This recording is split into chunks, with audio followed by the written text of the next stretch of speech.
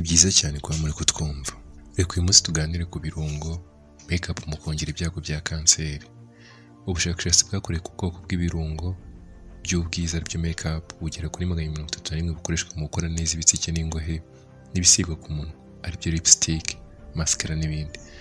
Cyane cyane ubwo umuntu atavana ku mubiri akoresheje amazi, bwagaragaje ko ziba zirimo ikinyabutabire cy'uburozi bwitwa PFAS. Ni urusobe rw'ibinyabutabire bikorwa n'abantu bigakoreshwa mu nganda n'ibicuruzwa bitandukanye. Bimwe muri ibi binyabutabire kandi byongerwa muri bimwe mu bicuruzwa bikorerwa mu nganda bigenewe ubwiza, harimo amavuta y'ikivuguto yo kwisiga, amavuta akoreshwa mu kwisukura, ibirungo bisigwa ku minwa, ku ngohe no ku bitsike ndetse n'ibyitwa mascara. Ibi binyabutabire kandi bikoreshwa mu birungo hagamijwe gutunganya no koroshya uruhu, bigatuma rugaragara neza ndetse bigafasha amavuta bishya ndetse bigafasha n'amavuta bishyizwemo kuba afatika kandi yorohereye ku bayakoresha.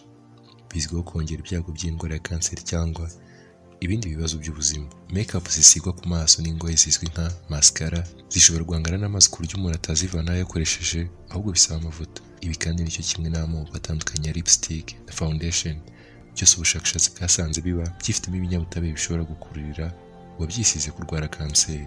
Ubushakashatsi bwakorewe mu maduka atandukanye muri Leta Zunze Ubumwe za Amerika no muri Canada bwagaragaje ko nibura umugabane ungana 1/2 cy'izo make-up ziba zigizwe n'ikinyabutabire cyitwa fluorine cyifitemo uburozi bwa PFAS butera kanseri. Izi make-up kandi ngo zishobora gushegesha ubushobozi bw'ubudahangarwa bw'umubiri, gutuma abagore babyara abana bafite amagarama make ndetse n'ibyago bya kanseri ku bice bimwe na bimwe by'umubiri bikiyongera.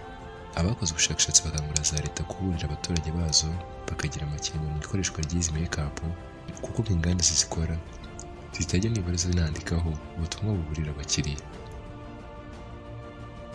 Naha dusoje ikiganiro cyacu, nawe utakwishuri.